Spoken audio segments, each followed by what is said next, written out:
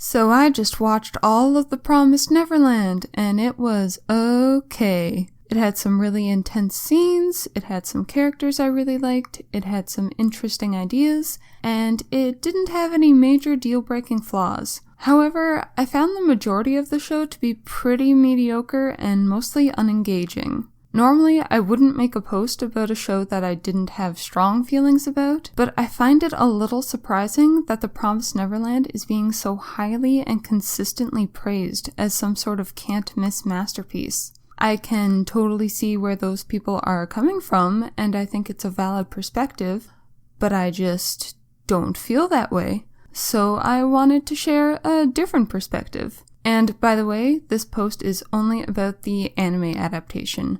I haven't read the manga, and I'm sure there will be a bunch of comments about how the manga is way better, and the future chapters totally discredit all of my arguments, but I'm not looking at it through that lens. I'm just judging it as though it is the first season of a TV show, because the property should be able to stand on its own 2 feet without the source material. Also, this post is going to be full of spoilers, just so you know. Right off the bat, it became pretty clear to me that the characters weren't especially nuanced or interesting. The first, 3/4 of episode 1 is just, aw man, we are a bunch of happy kids. We are so content and nice, and we love our mom, and everything is so good. Oh shit! And after the initial plot twist, the characters definitely exhibit more emotion, but I find the majority of them still exhibit few actual personality traits other than the core ones that fit their tropes. Norman is a super genius, Emma is sporty and optimistic. The other kids at the orphanage are just kinda there, but Dawn and Gilda have a bit more screen time. I found Sister Crone kind of entertaining, but also kind of cringy with just how crazy she is. The exceptions to this pattern were Ray and Isabella, both of whom I found very interesting since episode 1, and they only became more so as the show went on. Now, not having the most nuanced characters isn't inherently a huge flaw, especially for a 12-episode season. In one of my favorite shows, Hunter x Hunter, the characters start out very simple with motivations that are easy to understand. They only become more nuanced and interesting way later into the series. In another one of my favorite shows, Higurashi, all of the girls are pretty interchangeable, other than a few quirks and the specific motivations that set off their insanity. Good old HH survives on its wildly creative ideas and the cool plot conceits, while Higurashi remains engaging by being the most interestingly told mystery story fucking ever. At first, it looks like The Promised Neverland is gonna survive just fine based on its plot. It sets up a high-stakes premise based in a mysterious fantasy setting, which is rad and an obvious draw to audience members. But, I personally felt like the coolest aspects of the setting were pretty much dropped by episode 2. The world building takes a pretty immediate backseat to the mystery, and it all takes place in this one location. I'm okay with that, but the mystery was communicated in a way I found incredibly unengaging. Some of the twists were really clever, but a lot of them just revolved around characters speculating about things and then either being right or wrong, or sometimes just seeing things and being like, oh, I guess we have to deal with this now. It doesn't have the same level of engagement as Sherlock Holmes stories or Higurashi, where the audience is working alongside the characters to figure out what's happening. When I think back to watching the show, I remember some interesting things near the beginning, some interesting things near the end, and a lot of talking in the middle that all kind of blends together, with some painfully obvious red herrings in for good measure. Now, based on how this first season ended, I have no doubt that there's going to be a lot more world building and intrigue as the series goes on. But as it stands, the plot didn't do a great job at carrying me through these first 12 episodes, so I'd still say that's kind of a problem. Another thing that kind of bothered me was the tonal dissonance between the general feeling of the show and what's actually happening. This is a show in which the characters are super duper geniuses. One guy can just figure everything out based on speculation and then make posthumous plans because he's just that smart. One guy fucking beat infantile amnesia and started a wild, year-spanning, convoluted plan culminating with his own suicide when he was a little kid.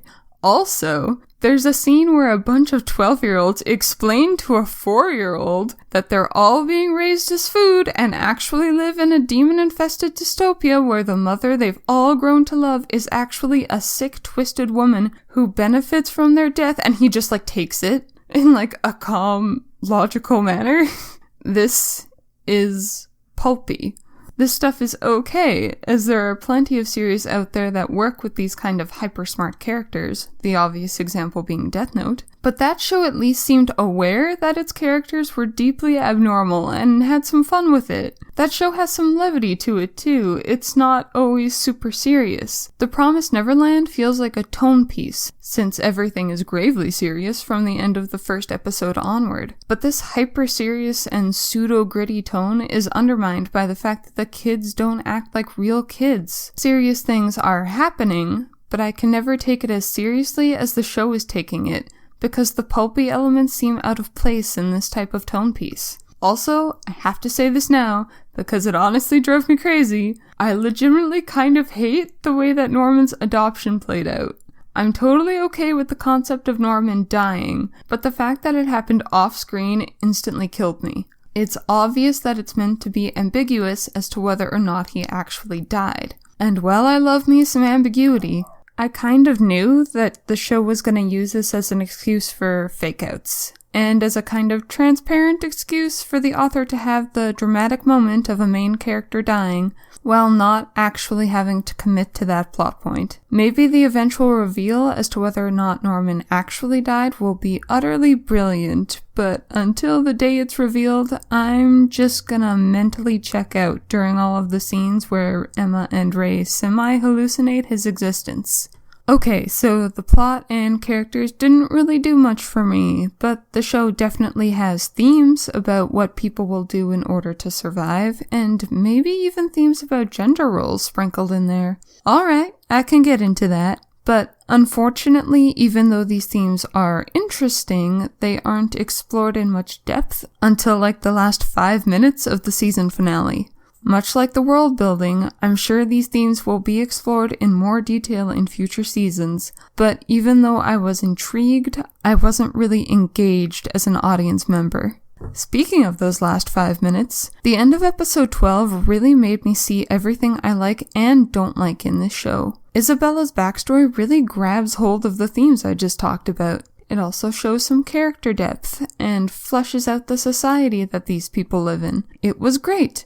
And it even made me tear up a bit. But while I was getting misty-eyed at the scene of a woman's entire life falling apart as she becomes part of the system that broke her spirit, I thought about how much more effective this scene should be. Also in the 2019 winter season, I watched Mob Psycho Season 2, in which I cried like a baby when one character told someone they were a good person. I did not just get teary-eyed, I cried. Because that show had so much build-up and nuance, and it was so easy to get invested in the lives of the characters because they're interesting and you get to watch them be happy and sad and aspects of their lives. And look, I'm not saying The Promised Neverland needed to be more like Mob Psycho. They are obviously two very different shows. In fact, it doesn't need to be more like any of the shows I talked about. It just needs to be more of something. I wanted it to carve its way into my brain in some way, shape, or form, but it just didn't. But either way, I'll watch season 2 to see where it goes from here, but if I continue to be unimpressed, I'll probably give it a drop. But anyways, I'm sure a lot of you disagree with me and found this show interesting. Tell me what you thought in the comments, and maybe like and subscribe if you feel like it, because I'm still just starting this channel and need to get that ball rolling. I'm sorry, I said this video would be out in 2 weeks, but it took over 2 months because I got a new job and I was moving, so things got busy. But anyways, check out some of my other videos, and I'll hopefully have a new one out soonish. Okay, bye.